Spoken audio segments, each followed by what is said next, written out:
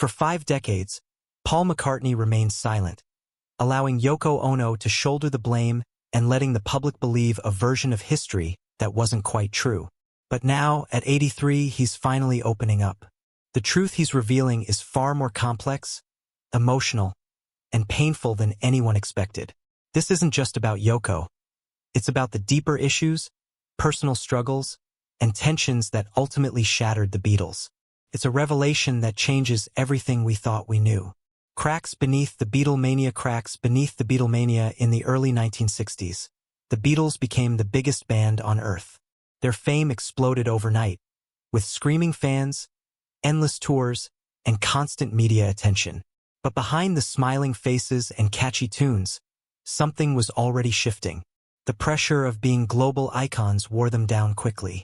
They were living a dream, but it came with a heavy cost. By 1966, the band had had enough of touring. The noise was too loud, the crowds too wild, and the performances too chaotic. They decided to stop touring and focus only on studio work. But instead of bringing them closer, it pushed them into long hours, creative disagreements, and personal distance. Being stuck in studios with no audience and too much control changed the energy between them. The Beatles were no longer just musicians. They were a brand, a symbol, and a business. That success came with new rules, new managers, and more outside opinions.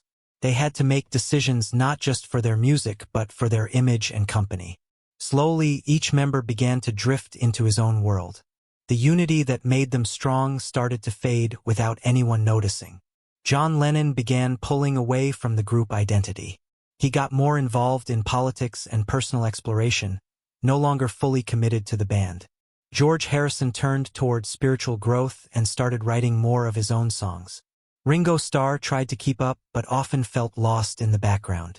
And Paul McCartney became the one trying hardest to hold everything together. Paul took charge of the sessions and tried to steer the band forward. He pushed for discipline and structure, hoping to keep the magic alive. But his control began to feel overwhelming to the others. George, especially, felt unheard and unappreciated. That tension grew as Paul focused more on direction than collaboration. The balance they once had was gone. Paul was stepping up, but the others were stepping back. George's songwriting was evolving, but he wasn't given the same space as Lennon or McCartney. The team effort that once defined them had become a struggle for control. Everyone had a different idea of what the Beatles should be. A new insight rarely explored is how the group's shift from stage to studio created emotional distance. Without the adrenaline of live shows or the bond of touring life, their connection grew cold. They weren't sharing experiences anymore. They were just clocking into work. That routine made them feel more like coworkers than brothers. The music stayed good, but the feeling behind it changed. Paul would later describe it best when he said, "We were no longer a band. We were just 4 guys in different orbits." And that's exactly what was happening. They had reached the top, but there was nowhere else to go together. Fame hadn't just lifted them, it isolated them. And those cracks were only getting wider with time. For decades, Yoko was blamed for the breakup. But what if she only revealed the truth that the Beatles tried to hide? The truth about Yoko wasn't the only storm for decades. Yoko Ono was blamed for breaking up the Beatles. Her constant presence in the studio and close bond with John Lennon made her an easy target. Fans and media painted her as the outsider who disrupted the group's chemistry. But that version of the story ignores everything that was already happening inside the band. The truth is, Yoko didn't create the tension. She arrived during it. By the late 1960s, Lennon was emotionally distant from the band and searching for something new. Yoko gave him that escape through art, ideas, and a deep personal connection. When she entered the studio, she wasn't just a guest. She became part of John's creative process. To the others, this felt strange and uncomfortable. But her presence was a symptom, not the cause. The Beatles were already pulling apart. Yoko just made that more visible. She was in the room while the cracks widened, but they were already there. Lennon no longer wanted the same things as Paul or George. Their paths were splitting long before Yoko stepped in. A key detail often missed is that John invited Yoko in fully. This wasn't something she forced. He wanted her at his side at all times, even during recording sessions. This decision disrupted the group's rhythm and broke an unspoken rule. Still, it wasn't Yoko's doing. It was John choosing to change the dynamic. And Paul now admits they didn't know how to handle that.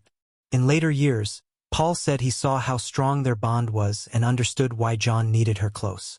It still hurt the group dynamic, but the idea that Yoko ruined the band oversimplifies everything. She didn't tear anything down. She walked into something already falling apart. The band was fading, and she became the easiest person to blame. Yoko herself once said that being blamed for the Beatles' breakup felt like being accused of murder when the victim was already dying. Paul now agrees with that statement. He knows the group was already drifting, and blaming one person was never fair. What fans saw on the surface had much deeper roots. It was a slow breakdown that had nothing to do with her. Outside of Yoko, each member was already heading in different directions. John was into experimental music and emotional healing. Paul leaned toward clean production and catchy melodies. George wanted more space to grow as a songwriter, but felt constantly pushed aside. Ringo was drained and unsure of his place. They weren't one team anymore. They were 4 different people chasing 4 different ideas. A new insight here is how John's shift into avant-garde art with Yoko pushed Paul into survival mode. He tried to keep the band's identity intact while John moved toward a new kind of expression. That added pressure only made things worse. Paul wasn't fighting Yoko. He was trying to hold on to what the band had been. And that gap in vision left no room for healing. John's exit, Paul's silence, John's exit and Paul's silence in 1969. John Lennon told the band that he was done. When he said he was leaving, everyone was shocked. Paul was shocked, but he didn't say anything. The group chose to keep quiet for business reasons. To protect the brand, they had to look like a team while working out contracts. Things got dull for a while, but the band still played in public for months. No one said anything because they knew the end was near. Paul worked on new music and tried to keep things together because he was still hopeful. But when his first album came out, everything changed. It became a story in the news that Paul had quit the Beatles. It got a lot of attention. Paul overnight became the bad guy. Fans said he ruined the most popular band. He hadn't left, though. John had. Paul had kept quiet to keep his promise and protect the history of the group. He paid for his silence. His goal was to clear things up, but it was too risky. If the band spoke out, it would hurt their reputation even more, lose deals, and make fans mad. He didn't say anything. Some people thought he was the one who left. It made him feel bad inside. He and his wife, Lind, shut out the world when they went back to Scotland. He felt very sad when he was by himself with his thoughts. He drank too much, stopped believing in himself, and believed that the end of his career was near. It was the worst time of his life. Cindy was there for him when things were tough. He was very good at writing music, so she told him to do it again. Little by little, Paul began to record new songs. Wings got its start in these rooms. It was how he fought back from the edge. Now that Paul has shared a new idea, his silence is even more important. He said it didn't bother him that people would blame him. To protect what the band used to stand for, he chose peace over telling the truth. He chose to take the hit rather than see the Beatles break up in public. No one saw how much Paul gave up to keep the band's name clean. He let go of the story, but there was a bigger reason. He wasn't weak, he chose to be quiet. He took responsibility so that there would be no fight when the Beatles broke up. He believed the pain was worth it. The Beatles didn't explode. They slowly unraveled. And now, Paul reveals the 4 hidden forces that truly pulled them apart. The real reasons the Beatles broke up. The breakup of the Beatles wasn't caused by one moment or one person. It was a slow unraveling, shaped by creative pressure, personal changes, and power struggles. Their bond, once tight and effortless, began to wear down under the weight of success. Each member had grown into a different version of themselves. By the end, they weren't breaking up. They were falling apart. The creative tension hit hard. Lennon and McCartney's songwriting partnership, once seamless, started to drift. John was drawn to raw, emotional expression. Paul preferred structure and polish. At the same time, George Harrison began writing songs just as powerful, but struggled to get them heard. George wrote Something and Here Comes the Sun, two of the band's best songs, but he still felt overlooked. Lennon and McCartney took up most of the space, leaving George frustrated. Paul later admitted that they didn't give George enough credit or control. This caused resentment to build quietly in the background. It chipped away at the group's unity from inside. Then came the loss of Brian Epstein. He was the band's manager and their calming guide. Without him, there was no clear leader and chaos followed. Decisions became harder, arguments more frequent. The group struggled to agree on anything important. This leadership gap turned into a full-blown power struggle. Paul wanted Linda's father, Lee Eastman, to manage the group. John, George, and Ringo backed Alan Klein instead. It became a legal mess that split them further. In the end, Paul sued the others not to win, but to save the band's work from being mismanaged. That lawsuit shocked fans, but it was the only way Paul saw to protect the music. He wasn't trying to hurt the others. He just wanted control of their future. The move made him look cold, but it was a necessary step.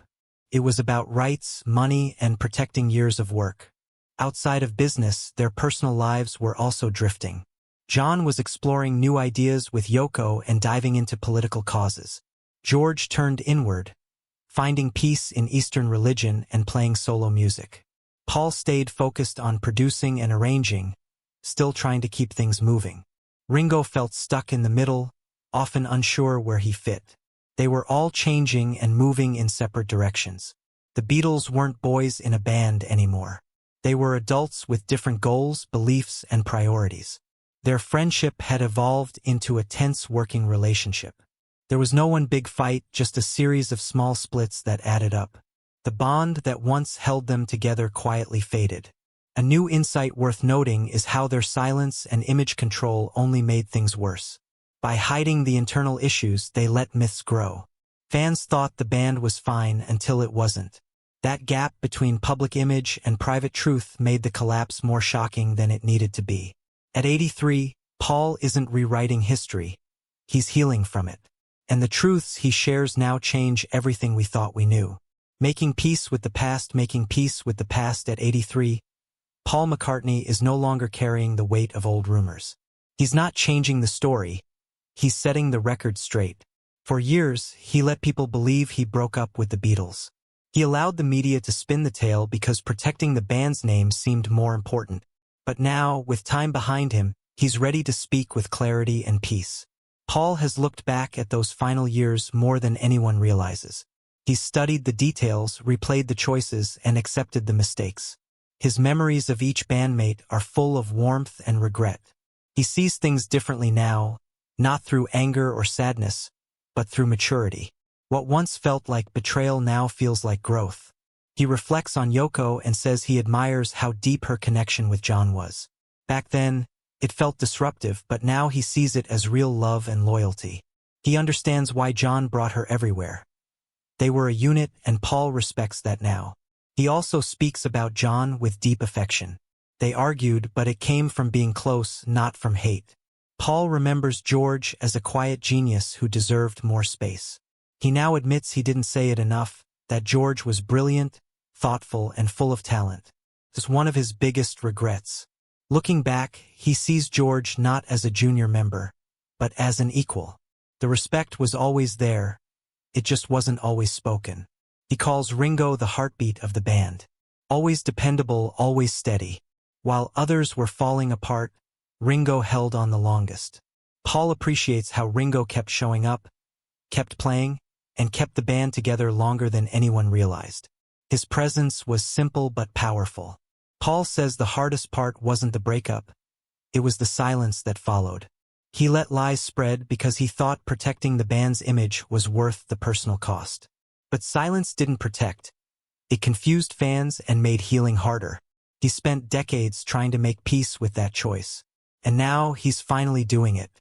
A new insight Paul shares is that he never wanted to be seen as the one who ended things. But he was also afraid of seeing the group fall apart in public. So he stayed quiet, hoping the storm would pass. Didn't. But today, he's able to speak with balance and honesty. He now believes the breakup wasn't about blame. It was about timing, change, and personal growth. The Beatles didn't collapse. They evolved, then went their separate ways. Each member had to find his own voice, and that couldn't happen inside the same band. The split was painful, but it was also part of life. Paul says if he could go back, he wouldn't change how it ended, just how it was handled. He'd speak up earlier, tell the truth sooner, and remind everyone that they were still a family. Not perfect, not always kind, but still connected. That's the lesson he carries today. Thanks for watching. If you enjoyed this video, don't forget to like, share, and subscribe. Click on the next video popping up on your screen for more amazing content.